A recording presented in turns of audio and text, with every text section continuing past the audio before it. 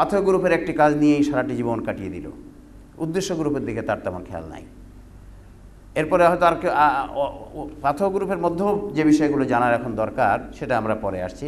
তাহলে এই হচ্ছে এ দুখানি আয়াতের সঠিক ব্যাখ্যার সঠিক উপস্থাপন বা অর্থের সঠিক উপস্থাপন। যেভাবে উপস্থাপন করলে কোরআন শরীফের কোনো আয়াতের ডাইরেক্টলি বা ইনডাইরেক্টলি বিরোধী হবে না, সম্পূরক হবে। এখন যে প্রশ্ন যে পাথর বিভাগের কাজ না করে শুধু উদ্দেশ্য বিভাগের কাজ করলে চলবে কিনা। একজন বলতে পারে যে উদ্দেশ্য বিভাগের কাজ সে করবে, অর্থাৎ সে খালি এই ন্যায়ের বাস্তবায়ন আর অন্যায়ের প্রতিরোধ করবে, এই পাথর বিভাগের কোনো কাজ সে ঠিকমতো করবে না। বিশেষ করে উপাসনা করবে না, আমি উপাসনা করব না, আমি খালি এই ন্যায়ের বাস্তবায়ন করব। এই প্রশ্ন অনেকেই হয়তো করতে পারে না, মনে আসতে পারে। কি পারেন? আসতে পারে না মনে আসতে পারে, এবং অনেকেই করেও প্রশ্ন যে ঠিক আছে, উদ্দেশ্য যখন হচ্ছে ন্যায় কাজের বাস্তবায়ন, সত্য বলা, মিথ্যা না বলা, পরোপকার করা, ঠিক আছে আমি এইগুলো করব, কিন্তু আমি নামাজ রোজা করব না।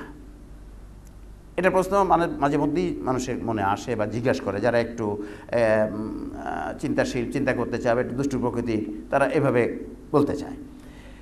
ইসলামের কথা সবই অত্যন্ত যৌক্তিক, ইসলামে অযৌক্তিক কোনো কথা নাই।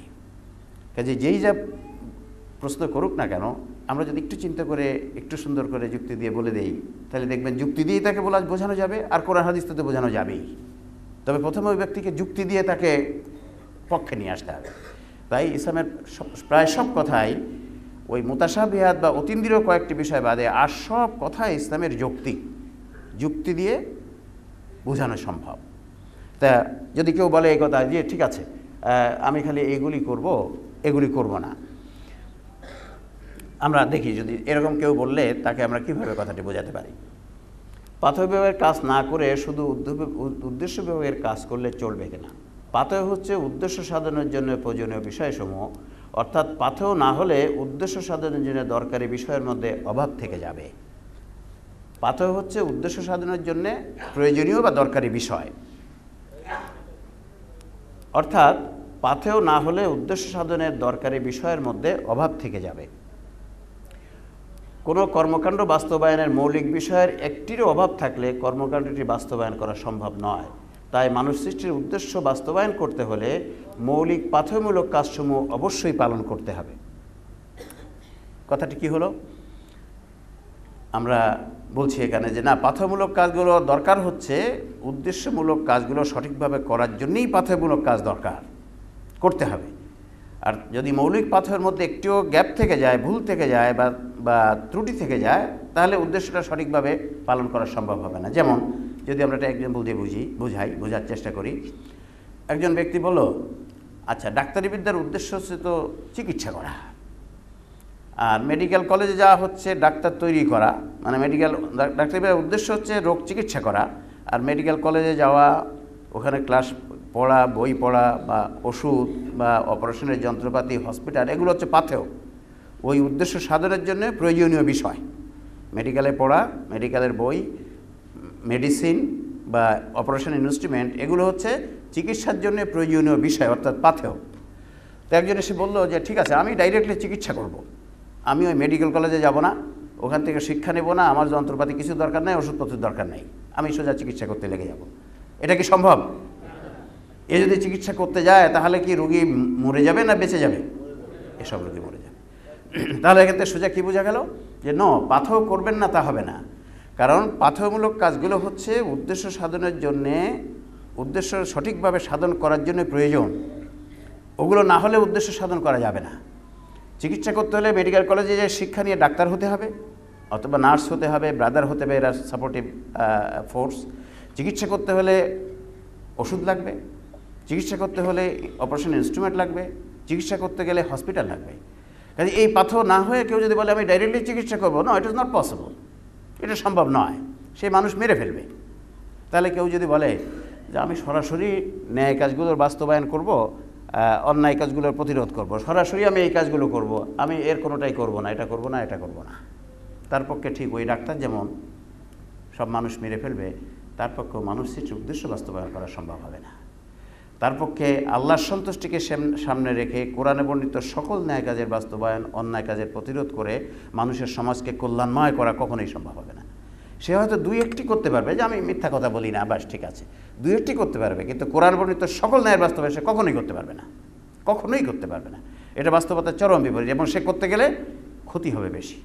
ওই ডাক্তার যেমন অপারেশন করতে গেলে বা চিকিৎসা করতে গেলে মানুষের ক্ষতি করে ফেলবে, ব্যাপকতর ক্ষতি করবে, ঠিক এই ব্যক্তিও তাই করবে। কাজেই যদি কেউ বলে যে আমি ডাইরেক্টলি খালি সরাসরি আমি উদ্দেশ্য করব ন্যায়ের বাস্তবায়ন, অন্যায়ের প্রতিরোধ করব, আমি উপাসনামূলক কাজগুলো করব না, পরিবেশ পরিস্থিতি গঠনও আমার দরকার নাই, যে পরিবেশ পরিস্থিতি গঠন দরকার, আমার শরীর স্বাস্থ্য গঠনও দরকার নাই, আমি ডাইরেক্টলি ওটা করব না, তা হবে না। কাজেই একথা মোটেই যৌক্তিক হবে না, বাস্তবতা সম্মত হবে না, কোরআন হাদিস সম্মত হবে না যে একজন ব্যক্তি পাথরগুলো না করে সরাসরি উদ্দেশ্যের দিকে চলে যাচ্ছে, উদ্দেশ্য বাস্তবায়ন করতে চায়, সে তাতে লাভ সফলও হবে না, এবং তাতে সমাজের লাভ তো হবেই না, ক্ষতি হবে। এখন নেক্সট যে প্রশ্নটি, সেটা হচ্ছে পাথরমূলক কাজসমূহের মধ্যে কোনগুলো বেশি গুরুত্বপূর্ণ। খুবই গুরুত্বপূর্ণ প্রশ্ন।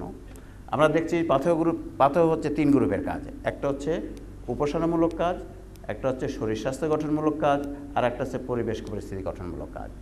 এই তিন বিভাগ হচ্ছে পাথর গ্রুপের কাজগুলো বিভক্ত। এখন প্রশ্ন যে কোন এই তিন বিভাগের মধ্যে কোনটি সবথেকে বেশি গুরুত্বপূর্ণ, কোন পাথর বিভাগের কাজগুলো বেশি গুরুত্বপূর্ণ? উপাসনাগুলো বেশি গুরুত্বপূর্ণ, না শরীর স্বাস্থ্য গঠনমূলক বেশি গুরুত্বপূর্ণ, না পরিবেশ পরিস্থিতি গঠনমূলক কাজগুলো বেশি গুরুত্বপূর্ণ? এটাও একটা খুবই গুরুত্বপূর্ণ প্রশ্ন, যার উত্তর জানা দরকার। মানুষ সৃষ্টির উদ্দেশ্য সঠিকভাবে বাস্তবায়ন করতে হলে এবং মনের প্রশান্তি নিয়ে করতে হলে। আমরা অনেক কাজ করি, ঠিক আছে বলছেন অমুকে বলছে, বা শুনছি হাদিসে আছে, কোরআনে আছে, কিন্তু বিষয়টি বুঝে নেই না।